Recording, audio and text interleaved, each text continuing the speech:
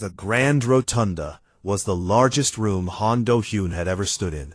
It was built inside a station the size of a small moon, and the ceiling stretched so high above him that clouds actually formed near the top. Around him, rising up in curved rows like the inside of a bowl, sat the representatives of 42 alien species. Some were tall and thin, like stretched shadows. Some were short and covered in scales that caught the light. Some had no bodies at all, and floated inside glass containers filled with colored gas. All of them were looking down at him. Do-hyun stood alone in the petitioner's circle, a small platform at the very bottom of the room. He wore Earth's formal diplomatic uniform, plain black, with a silver pin on the chest. He had practiced his speech 40 times on the shuttle ride here, but now, standing under the weight of 42 species staring at him, the words felt small. He spoke anyway. 31 years ago, he said, his voice carried by translation devices to every ear and every mind in the room. Humanity sent its first probe beyond our solar system. You found us. You welcomed us.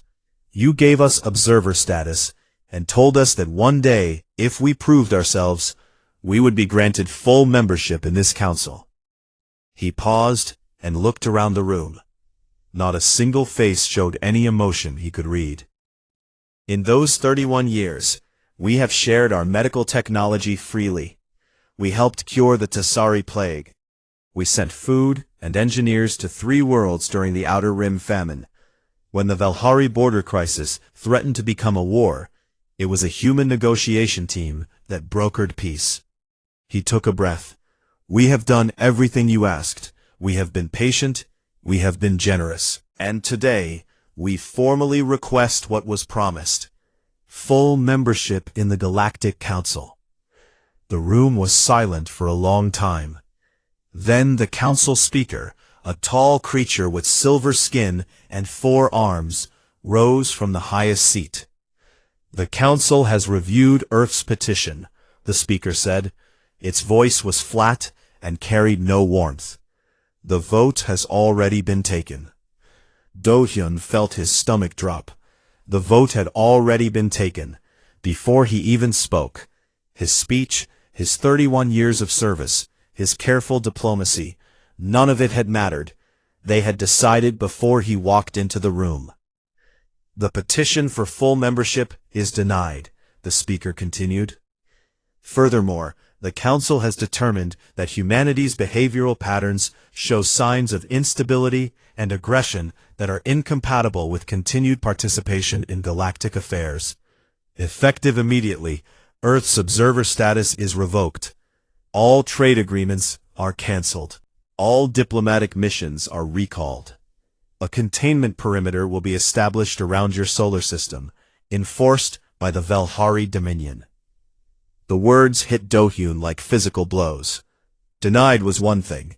He had prepared for denied. But this was exile. This was a cage. He opened his mouth to speak, but the speaker raised one of its 4 hands. The petitioner will leave the chamber. Do-hyun stood there for 3 seconds. 3 seconds in which he felt the eyes of 42 species pressing down on him. And in those 3 seconds, something inside him changed. The part of him that had believed in diplomacy, in patience, in earning his place at someone else's table, that part went quiet. Something harder and colder took its place. He turned and walked toward the exit. His footsteps echoed in the enormous room. No one spoke. No one moved. He was already forgotten. The corridor outside was long and curved, lined with windows that looked out at distant stars. Alien diplomats stood in small groups, talking in low voices. As Do-hyun passed, they stopped talking and looked away. Not with hatred, with something worse: disinterest. He was nothing to them. Humanity was nothing to them. But then something happened. A figure stepped into his path. A Renari, one of the quiet, blue-skinned traders who rarely spoke in council sessions. The Renari was short, barely reaching Do-hyun's chest, and had walked past him without stopping, without making eye contact. But as their shoulders nearly touched, Do-hyun felt something pressed into his hand. A small data chip, no bigger than a thumbnail. The Renari kept walking. Do-hyun closed his fingers around the chip and did not look back. The shuttle ride home took 11 days. Do-hyun spent most of it sitting alone in his cabin, staring at the data chip without opening it. He thought about what he would say to the people of Earth. He thought about what came next. He thought about cages. When he landed, he did not go home. He went directly to the United Earth Parliament. The building was old, one of the last great structures built before humanity reached the stars, and its stone walls felt solid and real after the alien glass and light of the council station. The Parliament chamber was full, every seat taken, every screen turned to his face. Do-hyun stood at the podium and looked out at the representatives of 8 billion people. They didn't just reject us, he said. His voice was calm, almost quiet. They caged us. They looked at everything we've done, every life we saved, every hand we extended, every promise we kept, and they decided we were animals to be contained. The room was very still. I stood in that chamber and realized something. We spent 31 years trying to earn a seat at their table, but it was never our table. The chairs were built for someone else. The rules were written before we were born, and no matter what we did, no matter how much we gave, the answer was always going to be no. He placed both hands on the podium. So now we build our own table, our own chairs, our own rules, and we decide who sits with us. He let the silence hold for a moment. I am asking this parliament to activate the Empire Initiative. A murmur ran through the room.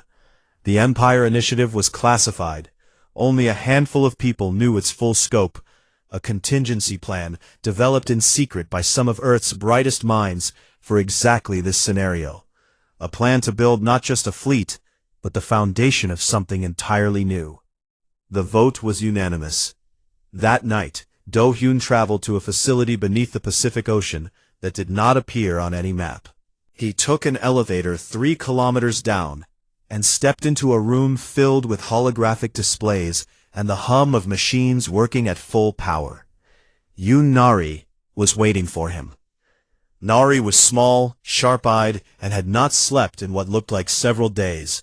She was the chief architect of the Empire Initiative, the woman who had spent 5 years quietly designing ships, stations, and weapons that no one was supposed to know about.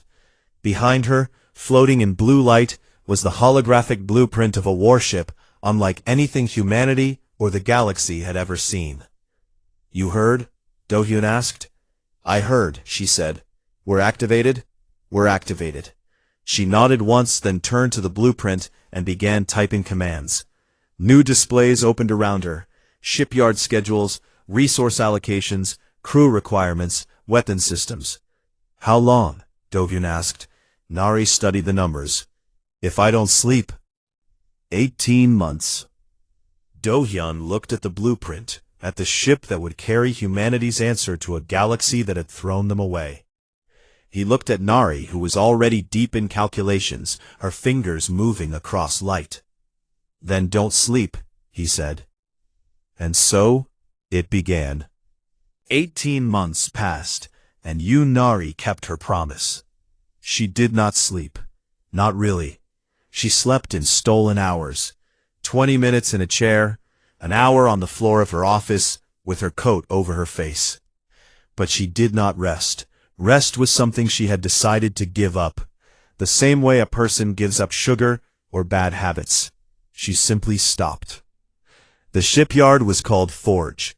It was hidden inside a hollowed-out asteroid in the Oort cloud, at the very edge of the solar system, far from the Velhari sensor net that surrounded Earth like a fence around a dog. From the outside, the asteroid looked like every other dead rock drifting in the dark. From the inside, it was the most advanced construction facility humanity had ever built. Nari walked through it every morning, the way a mother walks through a nursery. She checked every weld. She ran her hand along every hull plate. She argued with engineers about tolerances measured in fractions of a millimeter. She was building 40 ships, fast corvettes with narrow bodies made for speed, heavy destroyers with enough firepower to crack a moon, and at the center of it all, the ship she had designed herself, the one she had dreamed about before the exile even happened. The ESS Iron Dawn, a sovereign-class carrier, the largest and most powerful warship humanity had ever conceived. The Iron Dawn was not just big, it was a statement. It carried 60 fighter craft in its belly, enough missiles to fight a small war, and a bridge designed so its captain could see the stars through a wide curved window rather than through a screen. Nari had insisted on the window. "If you are going to send people to fight," she told Do-hyun, "let them see what they are fighting for." While Nari built the ships, Kwon Tae-ho built what went inside them. Tae-ho ran Project Aegis, the weapons and defense program, from a lab 2 levels below Nari's office. He was a thin man, with round glasses, and a habit of talking to himself when he was excited. He was excited often these days, because he had figured out how to break the rules. The Galactic Council kept certain technologies restricted: shield harmonics, directed energy arrays, gravitational manipulation. These were things that elder species had developed over millions of years, and kept locked behind patents and treaties that younger species were not allowed to touch. But Tae-ho had spent a decade studying the fragments of restricted tech that leaked through black markets and diplomatic exchanges, and he had combined them with human engineering in ways nobody expected. His railguns fired projectiles at a quarter of the speed of light. His shield matrices did not simply block incoming fire, they learned from it, adapting their frequency after every hit, so the same weapon never worked twice. And his masterpiece was a stealth system based on gravitational lensing, bending light and sensor waves around a ship so that it simply was not there. Not invisible, not hidden, just absent from the universe as far as any sensor was concerned. "The Council thinks we are children playing with sticks," Tae-ho told Do-hyun during a demonstration. He fired a railgun round at a test target across the asteroid field. The target, a decommissioned satellite, simply ceased to exist. They are wrong. Far from Forge, in the cold and quiet of deep space, Baek Ji-seok ran a different kind of operation. Ji-seok was the director of military intelligence, and he was not a man who smiled. He had a face like a closed door, and a voice that made people want to tell the truth. He had spent the 18 months building a network of spies across 6 alien worlds, operatives who posed as traders, servants, and refugees, feeding information back through encrypted channels that bounced off dead satellites and abandoned relay stations. His best operative was Cha Eun-ji. She had undergone surgical alteration of her biosignature, a painful and dangerous process that changed the way her body appeared to alien scanners. For 4 years, she had lived inside the household of a Velhari admiral, posing as a human domestic servant, one of the many humans who had been stranded on alien worlds when the exile happened. She cleaned, she cooked, she listened, and every 2 weeks, she transmitted a burst of compressed data back to Ji-seok. She sent fleet movements, she sent names and ranks, she sent the Council's internal debates, their fears, their plans. She was, in Ji-seok's own words, the most valuable person in the solar system, and she lived every day knowing that one mistake would mean her death. On the diplomatic front, Im So-hee worked from a hidden relay station that drifted in the shadow of Jupiter. She was building what she called the Quiet Alliance, not a formal pact, nothing signed or sealed, but a web of relationships with species that the Council had pushed aside. The Rinari Collective was her first contact. They were traders by nature, careful and cautious. But the Rinari delegate who had slipped Do-hyun the data chip had done so for a reason. The Rinari were tired of the Council too. So he spoke with them for weeks. She promised nothing she could not deliver, and asked for nothing she did not need.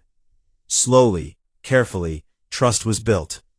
Then came the Tessari, a small species that the Council had exiled centuries ago for reasons no one could clearly remember.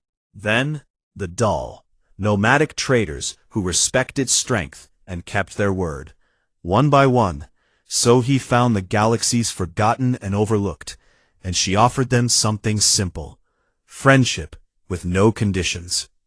Back at Forge, Park Minho trained the crews. Minho was a fleet admiral and a soldier down to his bones. He was 53 years old, built like a rock, and had a voice that could be heard through hull plating. Every person on every ship was a volunteer. Every single one knew that what they were training for might kill them. Minho never lied to them about this. The training was brutal. 12-hour simulations, emergency drills at 3 in the morning, combat scenarios that pushed people to their breaking points. Minho lost 4 people during training, 2 in a shuttle accident, 1 to a reactor malfunction, 1 to a medical condition no one knew about until it was too late. He memorized their names. He wrote letters to their families. He carried the weight and kept training. Shin Yuna was assigned to command the Iron Dawn. She was 34, young for a captain, impossibly young for the most important ship in the fleet. But Minho had watched her in simulations and seen something he could not teach. She had instinct. When other captains followed procedure, Yuna felt the battle like a living thing. She moved before the enemy moved. She saw patterns where others saw chaos. She was also kind. She knew the name of every crew member on her ship. She ate in the common mess hall, not the captain's quarters.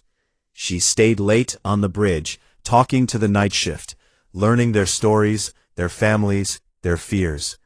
The crew of the Iron Dawn would have followed her into a star. Then came the crisis. 3 months before the fleet was ready, the Velhari ran a surprise deep scan sweep of the outer solar system. The scan wave moved through the Oort cloud like a searchlight, and for 12 terrible minutes it looked like Forge would be discovered. G-Sock had prepared for this. He gave the order, and a series of pre-positioned EM decoys detonated across the asteroid field, sending out bursts of energy that perfectly mimicked natural pulsar radiation. The Velhari scan interpreted the readings as background noise and moved on. In the command center, nobody breathed for a full minute after the sweep passed. Then, Nari went back to work. There were ships to finish. The day came. Do-hyun traveled to Forge for the final inspection. He walked through the Iron Dawn with Nari beside him, through corridors that smelled of new metal and fresh paint, past crew members who saluted as he passed. He stood on the bridge and looked through Nari's window at the stars. Then he went to the observation deck and looked out at the fleet. All 40 ships, powered up and ready, their running lights glowing in the dark, like a constellation that had not existed before. "It is beautiful," he said. Nari stood beside him, arms crossed, studying her creations with the eye of someone who could see every flaw and every perfection at once.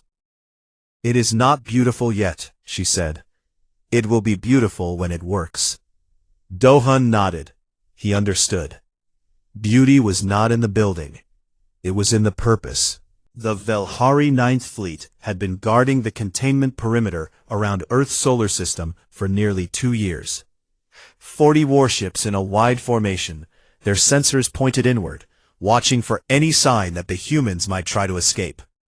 The duty was considered boring. The humans were primitive. They had no fleet, they had nothing. The Velhari crews played games, slept in long shifts, and complained about the food. Then, on a Tuesday morning by Earth's calendar, a single human corvette appeared at the edge of the perimeter. It was small, barely 100 meters long, with a narrow body and oversized engines that glowed pale blue. It appeared suddenly, as if it had stepped out from behind a curtain, and it sat there in open space, making no attempt to hide. The Velhari commander, a tall officer named Gal Hashin, stared at his display, and felt something between confusion and insult. The humans had sent one ship. "Destroy it," he said. The Velhari formation turned. 40 warships repositioning to intercept a single corvette. It was not a battle. It was a chore. The ships moved with the slow confidence of predators who had never been challenged, their weapons charging, their shields at minimum power, because why would they need shields against one small human ship? The corvette was called the Bright Nail, and it did exactly what it was supposed to do. It ran. It turned and burned hard, pulling the Velhari fleet forward, stretching their formation as faster ships outpaced slower ones. The chase lasted 11 minutes. 11 minutes, during which the entire Velhari Ninth Fleet moved away from the containment perimeter and into open space, their attention locked on a single fleeing target. Behind them, in the space they had just left, the stars rippled. 40 ships dropped out of warp in perfect formation. The ESS Iron Dawn at the center, flanked by destroyers and ringed by corvettes, every weapon hot, every shield at full power. They arrived in silence. No warning, no announcement, no fanfare. They were simply there, like a wall that had grown out of nothing. Shin Yuna sat in the captain's chair on the Iron Dawn's bridge and looked through the wide curved window at the backs of 40 Velhari warships that did not yet know she existed. "All ships," she said calmly. "Weapons free." The battle of the perimeter lasted 47 minutes, and it changed the galaxy. The Velhari turned their ships around as fast as they could, but they were scattered and disorganized from the chase. Yuna hit them before they could regroup. She split her fleet into 4 wolf packs, groups of 10 ships that moved together like a single mind, hitting the Velhari formation from 4 directions at once. The Velhari had expected, if this day ever came, to fight a disorganized enemy with inferior technology. They were wrong about both things. The human railguns punched through Velhari shields as if they were made of paper. The adaptive shield matrices on the human ships shrugged off Velhari return fire, adjusting frequency after every hit. And the stealth systems, Teho's masterpiece, made human ships flicker in and out of Velhari sensors like ghosts. A ship would be there, then not there, then behind you, firing. Yuna commanded from the center, and she was terrifying. Not because she was aggressive, but because she was patient. She read the battle the way a musician reads a song, seeing the rhythm and the spaces between the notes. She never committed more force than necessary. She never chased a retreating ship. She gave the Velhari every opportunity to stop fighting. "Velhari fleet," she broadcast on open channels, "power down your weapons, and you will not be harmed. This is your first offer." They did not power down. Gal Hashin, the Velhari commander, was too proud and too afraid of what his superiors would say. He ordered his ships to form a tight defensive cluster and fight to the last. Yuna took them apart, piece by piece. She disabled engines first, then weapons, leaving life support and communications intact. She did not want to kill. She wanted to win, and she understood that those were different things. After 38 minutes, Gal Hashin's flagship was the only Velhari ship still fighting. Its engines were dead. Half its weapons were offline. Fires burned behind sealed bulkheads. Hashin stood on his darkened bridge, surrounded by the smell of smoke and the sound of alarms, and he stared at the Iron Dawn through his viewport. The human ship was enormous, undamaged, and impossibly still. Yuna's voice came through his speakers one last time. "Commander, your fleet is disabled. Your crews are alive. Let us keep it that way." Hashin closed his eyes. Then he gave the order to power down. The containment perimeter around Earth's solar system, which had stood for nearly 2 years, ceased to exist in less than an hour. Do-Hyun stood in the Iron Dawn's communications center and broadcast a message on every galactic frequency.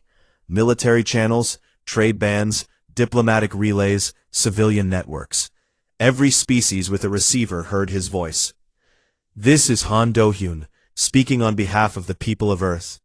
The containment of our system is over. We have not destroyed the Velhari fleet. Their crews are alive, and will be returned safely. We do not seek war with the Galactic Council.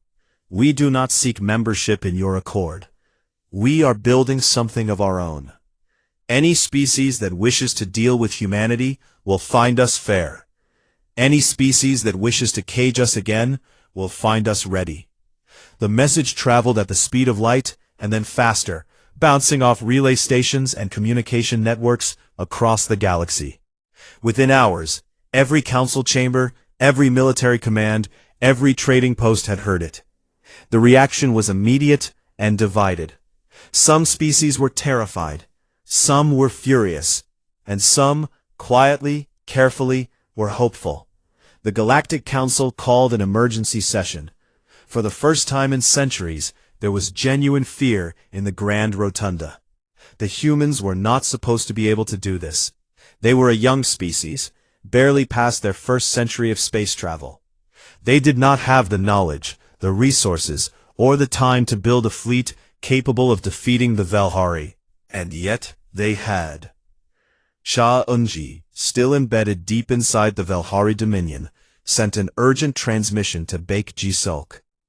The council was debating a full military response, not just the Velhari, but a combined armada drawn from 12 species. The moderates were losing. The Hawks, led by the Velhari representatives who were burning with humiliation, were pushing for overwhelming force. War was coming. Real war. Not a skirmish at the perimeter, but an invasion fleet that would burn through New Dawn and every human ship in its path. Do-hyun received this news calmly. He had expected it. You do not embarrass the powerful and expect them to simply accept it. He ordered the fleet to move to the coordinates from the Renari data chip, an uncharted nebula far outside council-mapped space. What they found there was more than anyone expected. The nebula was rich with resources, rare metals, energy-dense gases, and materials that did not appear in any known database. But deeper inside, hidden among the clouds of dust and light, they found something else. Ruins. Ancient, enormous ruins, built by a civilization that had existed millions of years before the Council. Before any living species. The structures were dark and silent, but Kwon Taeho's team detected energy signatures deep inside, dormant systems waiting to be woken. "This changes everything," Taeho whispered, as he walked through corridors that had been empty for longer than most stars had been burning. Back in council space, the Renari Collective did something no one expected. They formally withdrew from the Galactic Council, citing what they called irreconcilable ethical differences with the Accord's treatment of younger species. It was a small act. The Renari were not a military power, but it was a crack in a wall that had stood for millennia. Within weeks, 3 more species quietly pulled their ships from the forming council armada. Im So-hee's quiet alliance was becoming louder. On the bridge of the Iron Dawn, Yuna stood alone and watched the nebula burn with color through her window. The battle was over. They had won. She should have felt triumph. Instead, she felt the weight of every shot she had ordered, every ship she had crippled, every life that had been at risk because of her decisions. Park Min-ho found her there. He was not a man who offered comfort easily, but he had learned over years of command that sometimes presence was enough. He stood beside her and looked out at the same stars. "You did well today," he said. "We killed people today," Yuna replied. Her voice was steady, but her hands resting on the railing were not. "No," Min-ho said. "We freed people today. The killing was just the part they made necessary." Yuna did not answer. She watched the nebula and let its colors wash over her, and she thought about what freedom cost and whether the price was one she could keep paying. Behind her, the fleet moved deeper into the nebula, toward the ruins, toward the resources, toward whatever came next. The cage was broken. Earth was free, and the galaxy was watching. 6 months after the breach, the nebula they called New Dawn had become something alive.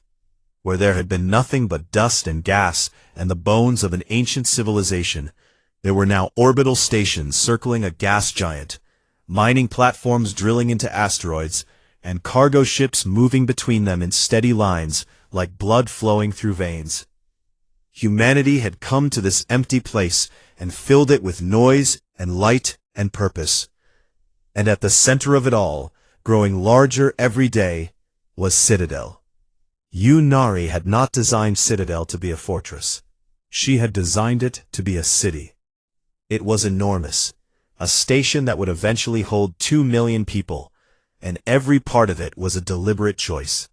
The outer hull was strong enough to withstand bombardment, but the interior was filled with open spaces, wide corridors, and gardens where real trees grew under artificial sunlight. There were gun batteries on the exterior, yes, but beside them were observation decks with windows that stretched from floor to ceiling.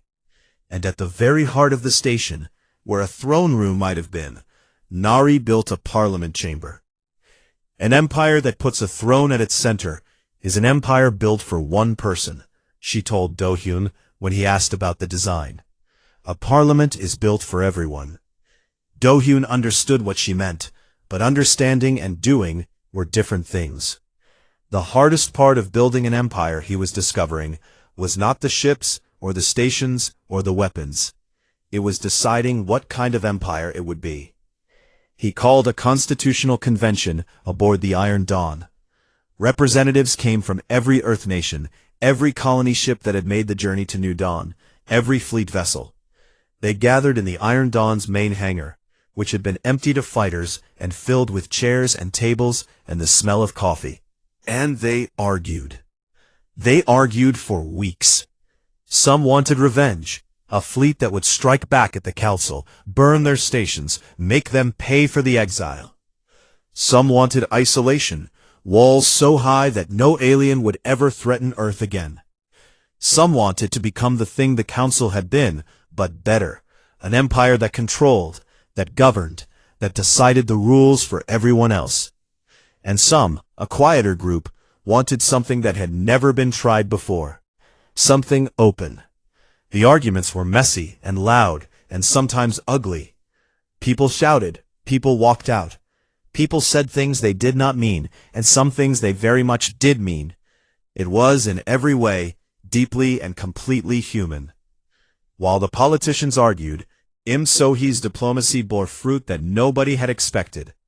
The Renari Collective, who had broken with the Council after the Battle of the Perimeter, sent a trade delegation to New Dawn. Their ships were small and lightly armed, carrying goods instead of weapons. And when they docked at the still unfinished Citadel, it was the first time an alien species had formally recognized humanity's right to exist outside the cage the Council had built. So-hee met them at the docking port. The lead Renari delegate was short, blue-skinned, and spoke with careful precision. "We are taking a risk by being here," the delegate said. "So are we," So-hee replied. "But I have learned that the best things usually start with risk."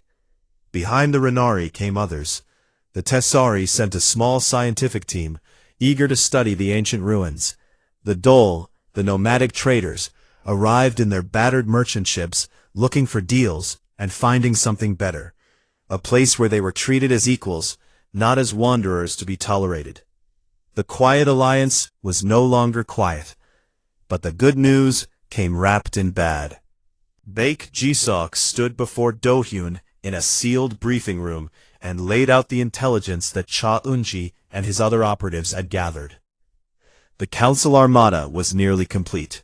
300 warships from 12 species, assembled at a staging area deep in Council space. The fleet was commanded by the Velhari Grand Admiral, a veteran of 40 campaigns who had never lost a battle. Their target was New Dawn.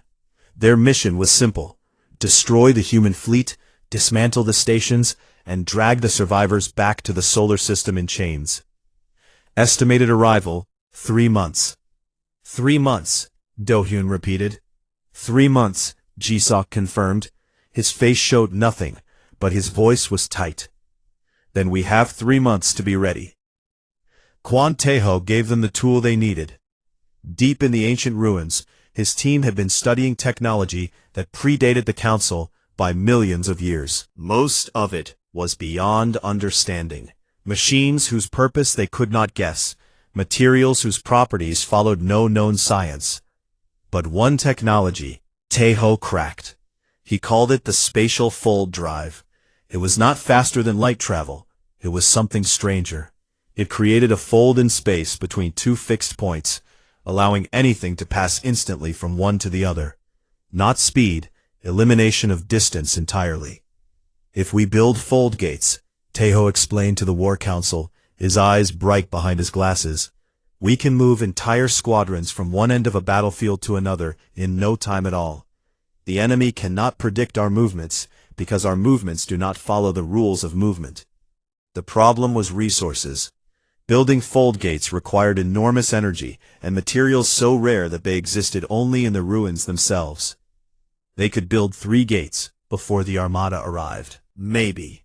Then Ji-seok brought the news that nobody wanted to hear. Eunji's cover was blown. Velhari intelligence had found her, not through any mistake of hers, but through a betrayal by another operative on a different world, who broke under interrogation and gave up names. Eunji was captured. Her final transmission reached Ji-seok 12 hours after her arrest. It was compressed, encrypted, and contained everything. The exact coordinates of the Armada's staging area, the complete fleet composition, the names of every species that had refused to join the attack. Her voice on the recording was calm, almost peaceful, as if she had always known this moment would come. Make it count, she said. Ji-seok listened to the recording alone in his office. Then he played it again. Then he locked it away and went back to work, because that was what Eunji would have wanted. Do-hyun faced a decision that would define everything that came after. The fold gates were their greatest military advantage. Logic said to use all 3 for combat, positioning them as tactical assets that would let the fleet strike and retreat faster than the enemy could react. But Do-hyun did something that surprised even his closest advisors. He ordered one of the 3 gates, built as a permanent trade gate, open to any species, council or otherwise, with no restrictions and no conditions. Minho argued against it. We are about to fight 300 ships with 120. You want to waste a third of our strategic advantage on trade? It is not a waste, Do-hyun said. If we build everything we have just to fight, then we have already lost the thing we are fighting for. The gate stays open. Let the galaxy see who we are. The fleet grew. New ships came out of Forge, and 2 additional shipyards built at New Dawn. Volunteers arrived from Earth in colony ships, families and engineers and soldiers and teachers and doctors, all of them choosing to leave everything they knew for something that did not yet exist. The fleet reached 120 vessels.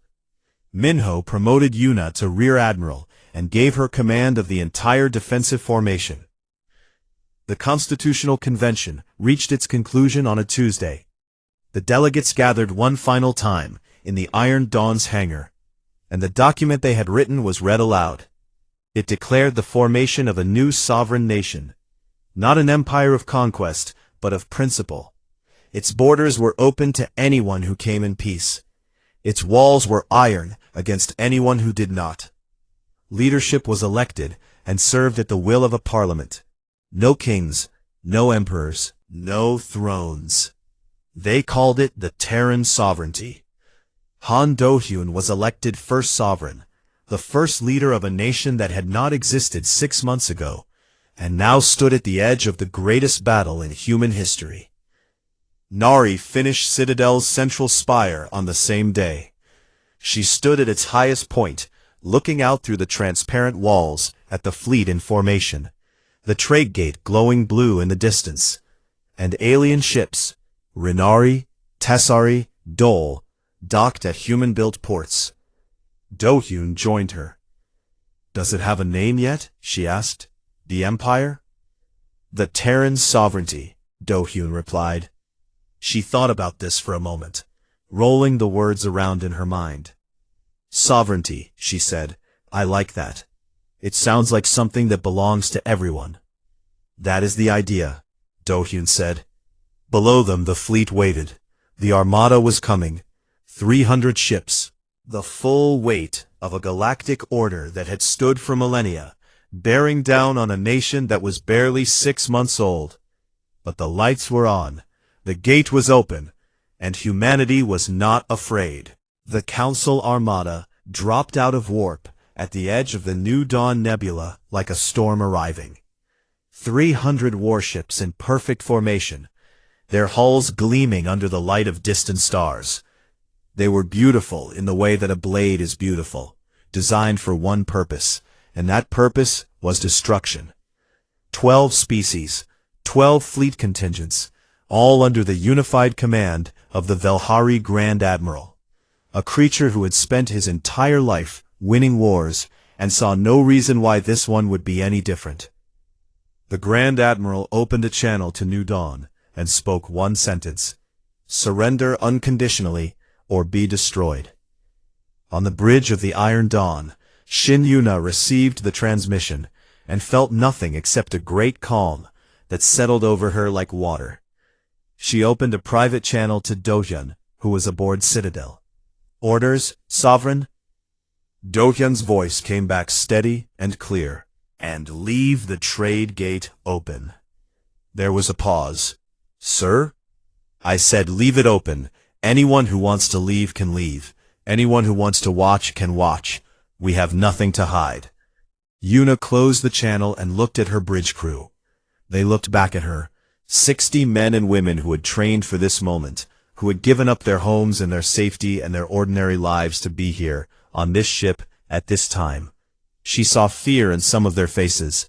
She saw determination in all of them. All ships, she said, battle stations, formation anvil. 120 ships arranged themselves around Citadel in a defensive formation, a curved wall of metal and energy, shields overlapping, weapons charged. Behind them, Citadel's own defense batteries powered up. And beyond Citadel, the trade gate stayed open, its blue light steady and unblinking, broadcasting everything that was about to happen to anyone in the galaxy who cared to watch.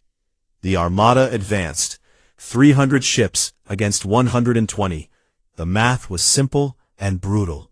The Battle of New Dawn began at 0900 hours, and it was the largest military engagement in recorded galactic history. Yuna fought the battle in 3 phases, just as she and Minho had planned during weeks of sleepless preparation. Phase 1 was the anvil. She held the defensive formation and let the Armada come to her, absorbing the initial assault like a rock taking waves. The human ships took hits.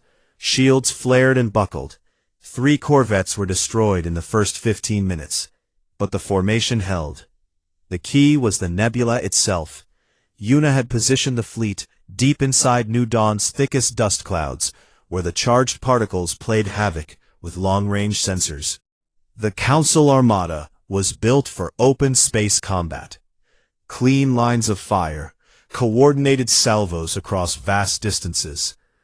Inside the nebula, their advantages disappeared. They could not see clearly. They could not coordinate properly.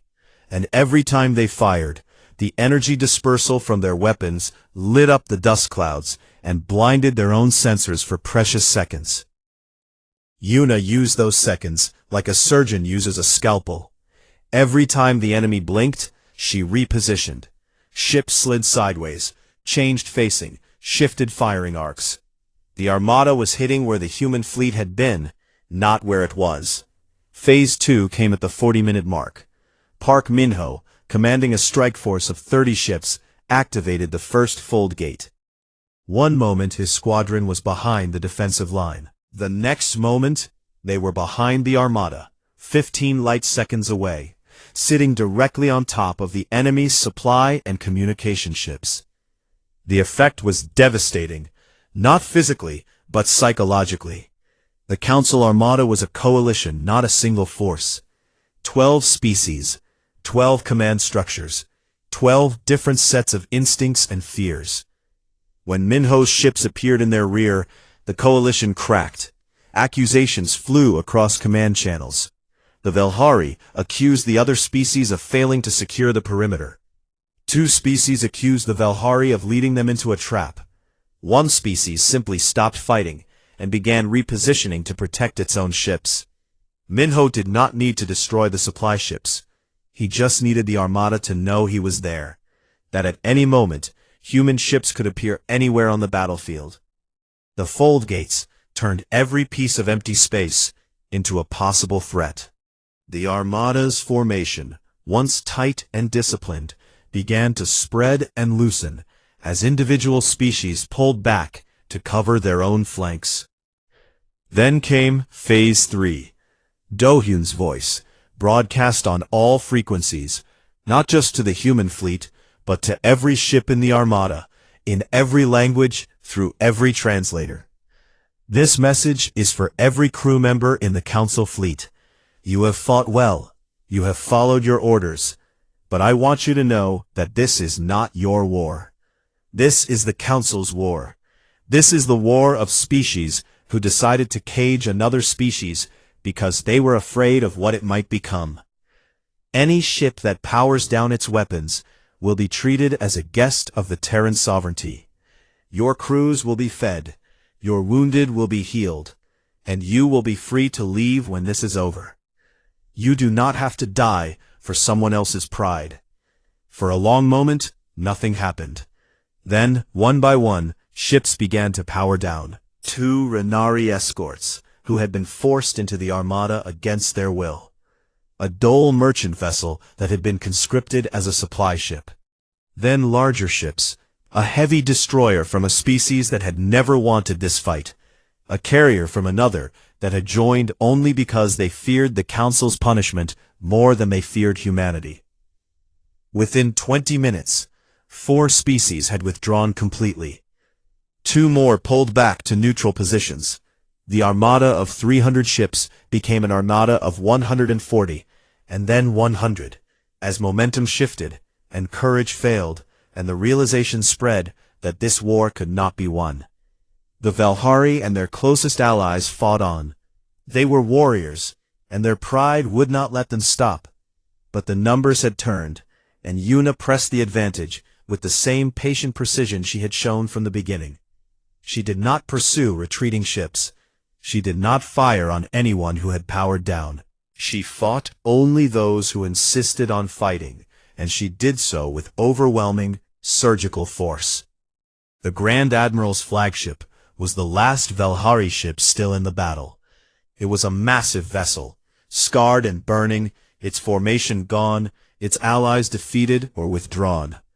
The Grand Admiral ordered a final charge, a direct assault on the Iron Dawn, weapons at maximum, shields failing, engines screaming. Yuna watched him come. She could have destroyed his ship. Instead, she disabled it. 2 precise railgun shots that killed the engines, and a focused electromagnetic pulse that shut down the weapons. The flagship drifted, dark and silent, toward the Iron Dawn like a wounded animal. Yuna sent a boarding party. They found the Grand Admiral on his bridge, standing upright in the dark, refusing to sit, even though the gravity generators were failing. He said nothing when the human soldiers entered. He simply looked at them with something that might have been hatred, or might have been respect. The Battle of New Dawn was over. What happened next changed the galaxy more than the battle itself. Do-hyun kept every promise he had made. Wounded alien soldiers were treated in human medical bays by human doctors who did not ask what species they were, or whose side they had been on. Captured crews were fed the same food that human crews ate. Damaged ships were repaired. Prisoners were released, not after negotiations, not in exchange for concessions, but freely and immediately. The galaxy watched all of this through the open trade gate. Live footage spread across 100 worlds. Species that had only known humanity through the Council's propaganda, dangerous, unstable, aggressive, saw something different. They saw human medics carrying injured Velhari soldiers on stretchers. They saw human engineers repairing alien engines. They saw a species that had every reason to be cruel, choosing not to be. The Galactic Council did not survive the Battle of New Dawn. Not immediately. Institutions that old do not collapse in a day. But the cracks that had appeared when the Renari withdrew became fractures and then chasms. 15 species formally left the Accord. The Velhari Dominion, humiliated and leaderless, turned inward and began to tear itself apart with blame and recrimination. Cha-Unji was found alive. A Velhari detention facility, liberated by Minho's forces in the aftermath, held 200 prisoners, and she was among them. She was thin, she was scarred. She did not speak for a long time. But when Jisoo came to visit her in the medical bay, she reached under her pillow and handed him a data chip. Intelligence she had memorized during her captivity, and reconstructed from memory. Even in a cell, even in the dark, she had never stopped working. Im So-hee organized the first open summit at Citadel. It was not a replacement for the Galactic Council. It was something new. No elder species, no junior species, one voice per world. Voluntary membership. No threats, no containment perimeters, no cages. 16 species attended the first session. It was messy and loud and imperfect, and it was exactly what it needed to be. The Oneth came last. They were the oldest known species in the galaxy, ancient, reclusive observers who had watched civilizations rise and fall for longer than anyone could count. They never interfered, they never took sides, they simply watched. A single Oneth representative arrived at Citadel without announcement. It was tall and still and moved through the station like a shadow, observing everything, speaking to no one. After the summit, Do-hyun approached the Oneth in a quiet corridor. "You are watching," he said. "We are always watching," the Oneth replied. Its voice was like wind through old trees. "We have watched 10,000 species rise and fall. Most build empires to rule. Some build empires to endure. You are the first to build one and leave the door open." It paused. "We will be interested to see what comes next." Then it left, and Do-hyun stood alone in the corridor for a long time, thinking about doors. Years passed. The Terran sovereignty grew. Citadel expanded into a vast, shining structure where ships of 100 species docked and traded and lived. The trade gate hummed with constant traffic. Children, human and alien, played in the garden rings. The open summit met regularly, solving problems that the old council had ignored for centuries. Do-hyun stepped down as first sovereign, insisting the role rotate. He returned to Earth and took a teaching position at a university, where he lectured on diplomacy to students who had grown up in a galaxy where humanity had a seat, not at someone else's table, but at one they had built themselves. Nari began designing something new, a ring world that could hold billions. She also, finally, slept. Yuna took the Iron Dawn into uncharted space, exploring systems no species had ever visited. Minho retired and wrote a memoir. Taeho kept studying the ancient ruins and found evidence of more sites scattered across the galaxy, a trail left by a civilization that wanted to be found. So-hee spent her life building bridges, and Unji disappeared from public life, as she had always preferred. Some said she retired. Some said she was still out there, still watching, still protecting. One evening, years after the battle, Do-hyun visited Citadel. He was older now, his hair turning gray, his step a little slower. He went to the observation deck, where he had once stood with Nari, and looked out at what they had built. A young officer found him there, nervous, awed, holding a datapad against her chest like a shield. "Sir, you are Han Do-hyun. You started all of this." Do-hyun looked at her and shook his head. "No," he said. "I just refuse to accept a locked door. Everyone else built what is on the other side." He turned back to the window. The stars stretched out before him, not cold and empty as they had seemed on the day of his exile, but warm, busy, and full of life. Ships moved between them, worlds traded with each other. Species that had been strangers were becoming neighbors. The door was open, and for the first time in a very long time, Han Do-hyun smiled.